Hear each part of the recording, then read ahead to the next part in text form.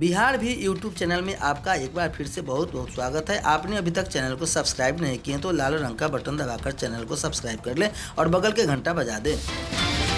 इस वक्त राज्य के लाखों नियोजित शिक्षकों के लिए सबसे बड़ी खबर आ रही है। राज्य कर्मी बनने को 3,50,000 नियोजित शिक्षकों की परीक्षा दिसंबर तक। सूबे में राज्यकर्मी बनने के लिए तकरीबन 3.5 लाख नियोजित शिक्षकों की समक्षता परीक्षा दिसंबर तक होगी। यह परीक्षा प्रस्तावित विशिष्ट अध्यापक नियमावली के तहत होगी। नियोजित शिक्षकों को राज्यकर्मी का दर्जा देने के लिए विशिष्ट अध्यापक नियमावली के ड्राफ्ट पर शिक्षा विभाग द्वारा सुझाव पहले ही लिए जा चुके हैं। ड्राफ्ट पर मिले 1 लाख से अधिक सुझावों को समेकित करने के बाद उस पर कई दौर के मंथन भी हो चुके हैं। ड्राफ्ट में राज्यकर्मी बनने के लिए नियोजित शिक्षकों की सक्षमता परीक्षा का प्रावधान है। उसमें यह भी प्रावधान है कि सक्षमता परीक्षा उत्तीर्ण होने के लिए नियोजित शिक्षकों को 3 अवसर मिलेंगे। हालांकि ड्राफ्ट पर लिए गए सुझावों के बाद अंतिम रूप से विशिष्ट अध्यापक नियमावली अभी जारी नहीं हुई है, लेकिन 2 नवंबर को गांधी मैदान में हुए नियुक्ति पत्र वितरण समारोह में मुख्यमंत्री नीतीश कुमार के अपने संबोधन में इस बात का संकेत दे दिया कि राज्यकर्मी बनने के लिए नियोजित शिक्षकों की मामूली परीक्षा ली जाएगी। यह इस बात का भी संकेत है कि जब अंतिम रूप से विशिष्ट अध्यापक नियमावली आएगी तो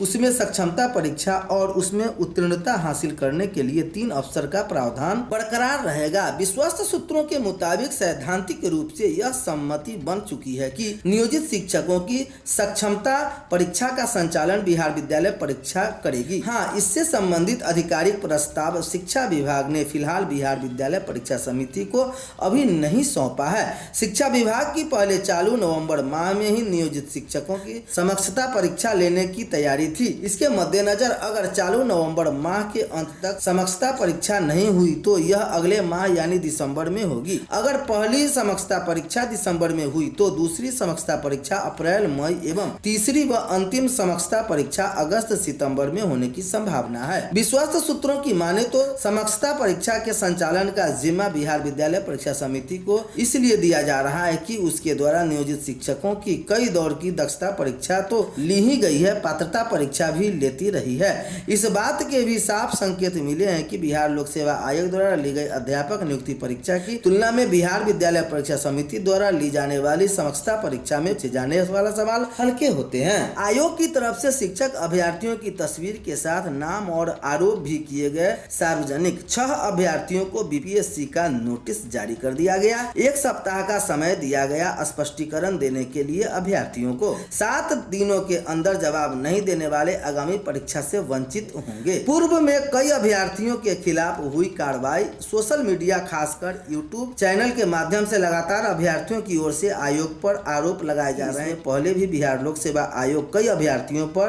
कार्रवाई कर चुका है। इसको लेकर आयोग फिर एक बार 6 अभ्यर्थियों को नोटिस देकर उन्हें आरोप की सत्यापित करने को कहा है। शिक्षक भर्ती परीक्षा की चयन प्रक्रिया और परीक्षा फल पर लगाए थे कई आरोप। ईमेल या डाक के माध्यम से अभ्यर्थी आयोग को अपना स्पष्टीकरण भेजेंगे। स्पष्टीकरण नहीं भेजते हैं तो आयोग की तरफ से कानूनी कार्रवाई भी की जाएगी। अब जानते हैं कि बिहार लोक सेवा आयोग के विद्यालय अध्यापक नियुक्ति प्रतियोगिता परीक्षा शिक्षक भर्ती की चयन प्रक्रिया और परीक्षा फल पर बिना किसी साक्ष्य के प्रश्न चिन्ह लगाने वाले 6 अभ्यर्थियों को नोटिस जारी किया है। इनकी तस्वीर रोल नंबर के साथ उनके द्वारा लगाए गए हैं। आरोप है कि आयोग के वेबसाइट पर सार्वजनिक किया है। साथ में इन सभी 6 अभ्यर्थियों को 1 सप्ताह के अंदर स्पष्टीकरण मांगा है।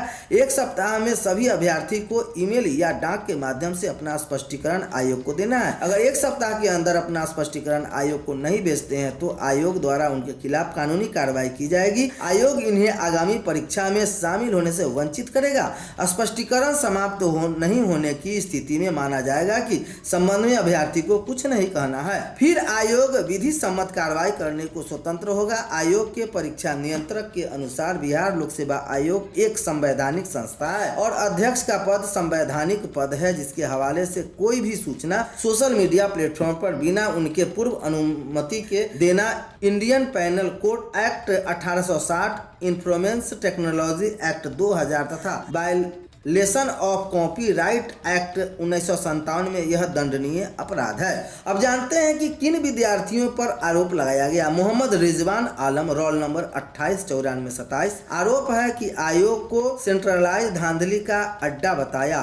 अध्यक्ष पर धांधली व OMR सीट आयोग में रंगवाने एवं चयन प्रक्रिया करने का आरोप लगाया। दूसरा, सतीश कुमार रोल नंबर 82-601 आरोप आयोग के ऊपर सेंट्रलाइज धांधली का आरोप लगाया। साथ में अध्यक्ष पर OMR सीट रंगने और चयन प्रक्रिया करने का आरोप लगाया। तीसरा, सुरेश कुमार रोल नंबर 88-0250 आरोप है कि STET प्रमाण पत्र की जगह गाय घास का फोटो भी आयोग द्वारा सत्यापित कर देने की टिप्पणी है। तीसरा, सिकंदर कुमार रोल नंबर 82-94-70 आरोप है कि अध्यक्ष पर सरकार का डर न होने एवं संविधान एवं विज्ञापन के खिलाफ काम करने का आरोप। पांचवा, वीर धनंजय कुमार रोल नंबर 83-15-59 आरोप है कि परीक्षा फल में पारदर्शिता नहीं होने का आरोप आयोग पर लगाया। अब्दुल रहमानी रोल नंबर 31-32-27 आरोप है बिना किसी अनुमति के अध्यक्ष के हवाले से लिखा उम्मीदवार नहीं मिलने पर कट ऑफ मार्क्स कम करने बहाली लेंगे। शुल्क जमा करने के बाद रजिस्ट्रेशन फॉर्म में नहीं हो सकेगा कोई संशोधन। ऑनलाइन पेमेंट से पहले रजिस्ट्रेशन फॉर्म में दी गई जानकारी की जांच कर लें। बिहार लोक सेवा आयोग की ओर से दूसरे चरण में शिक्षक भर्ती परीक्षा के लिए ऑनलाइन रजिस्ट्रेशन शुरू हो गया है। 10 नवंबर से आवेदन की प्रक्रिया शुरू होगी। आयोग की वेबसाइट पर ऑनलाइन रजिस्ट्रेशन के बाद अभी परीक्षा शुल्क जमा किया जा रहा है। परीक्षा शुल्क जमा करने के बाद रजिस्ट्रेशन में दी गई जानकारी में किसी तरह का संशोधन नहीं किया जाएगा। आयोग की ओर से कहा गया है कि अभ्यर्थी ऑनलाइन पेमेंट की प्रक्रिया शुरू करने से पहले रजिस्ट्रेशन में दी गई जानकारी की दोबारा जांच कर लें। पेमेंट में बाद रजिस्ट्रेशन फॉर्म में एडिट करने का कोई प्राविधान नहीं है। रजिस्ट्रेशन के बाद मिलेगा यूजर ID व पासवर्ड। आयोग ने ऑनलाइन आवेदन के लिए वेबसाइट खोल दिया है। इस पर ऑनलाइन रजिस्ट्रेशन के लिए लिंक पर क्लिक करके प्रक्रिया पूरी की जानी है। रजिस्ट्रेशन के लिए अभ्यर्थी जो मोबाइल नंबर ईमेल ID देंगे उस परिणाम जारी कर एक्टिव रखना होगा। रजिस्ट्रेशन के बाद उसी मोबाइल नंबर और ईमेल ID पर यूजर ID और पासवर्ड मिलेगा। इसी यूजर ID का प्रयोग करके परीक्षा शुल्क का भुगतान करना। समय से आवेदन की प्रक्रिया भी इसी से पूरी होगी। आवेदन के बाद कर ले PDF डाउनलोड। यह आयोग की ओर से कहा गया है कि अभ्यर्थी आवेदन फॉर्म भरने के बाद उसका PDF डाउनलोड कर सुरक्षित रख लेंगे। आवेदन की हार्ड कॉपी पर प्रत्येक पृष्ठ पर रजिस्ट्रेशन नंबर, बार कोड और सबमिट एप्लीकेशन नंबर अंकित होगा। कोई एक यदि अंकित नहीं हो तो आवेदन पूर्ण रूप से भरा हुआ नहीं माना जाएगा और वह स्वीकार भी नहीं किया जाएगा। 10 नवंबर से आवेदन, 14 तक रजिस्ट्रेशन। दूसरे चरण की शिक्षक भर्ती परीक्षा के लिए 10 नवंबर से ऑनलाइन आवेदन शुरू। 25 नवंबर तक आयोग की आवेदन पर तिथि निर्धारित की गई है। साथ ही यह भी कहा गया है कि इसका विस्तार नहीं होगा। रविवार से रजिस्ट्रेशन एवं फीस जमा करने के लिए लिंक खुल जाएगा। 14 नवंबर तक समय दिया गया है। वही 17 नवंबर तक विलंब शुल्क के साथ रजिस्ट्रेशन व भुगतान हो सकेगा।